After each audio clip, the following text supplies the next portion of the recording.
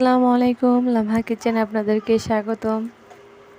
এইখানে আমি ছোলা আর আলু একসাথে সিদ্ধ দেওয়ার জন্য চুলায় বসিয়ে দিয়েছি। আর এখানে আমি অল্প পরিমাণে লবণ দিয়ে দিলাম যাতে ভালোভাবে সিদ্ধ হয়। ছোলাগুলো আমি 4-5 ঘন্টা ভিজিয়ে রাখছিলাম। এতে দেখতেই পাচ্ছেন আমি 5-7 মিনিট রান্না করার পরে ছোলাগুলো নামিয়ে নিয়েছি। এবার চুলায় প্যানটা বসিয়ে দিয়ে পরিমাণ মতো তেল দিয়ে দিলাম। আগে থেকে কেটে রাখা পেঁয়াজ কাঁচামরিচগুলো দিয়ে দিলাম। এখানে আমি পেঁয়াজের পরিমাণটা বেশি নিয়েছি।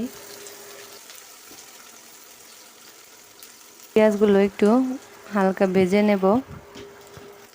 এই তো দেখতেই পাচ্ছেন আমার পেঁয়াজগুলো ভাজা হয়ে গেছে।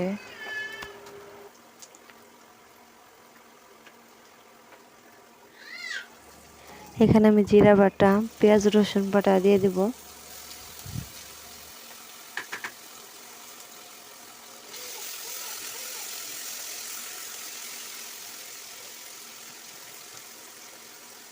পরিমাণ মতো লবণ দিয়ে দিলাম। হাফ চামচ হলুদের গুঁড়া দিয়ে দিলাম। এখানে আমি হাফ চামচের একটু বেশি ধনিয়া গুঁড়া দিয়ে দিলাম। আর অল্প পরিমাণে পানি দিয়ে এটাকে ভালোভাবে কষাবো। এবার এটাতে সেদ্ধ করে রাখা ছোলাগুলো দিয়ে দিব।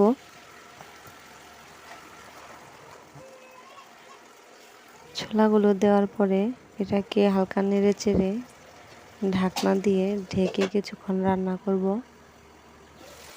আর এটাতে সেদ্ধ করা আলুগুলো দিয়ে দিব।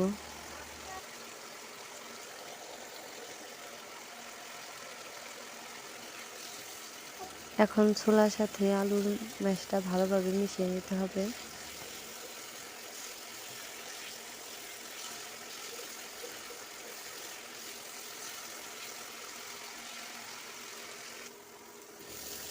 এটাকে আমি এখন কিছুক্ষণ রান্না করে নেব আর বারবার নেড়ে চেড়ে নেব যাতে আটকে না যায়।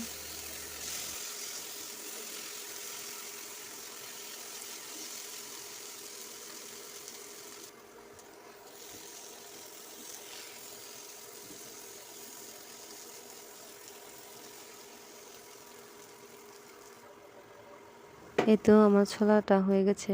এখন আমি প্লেটে ঢেলে নেব।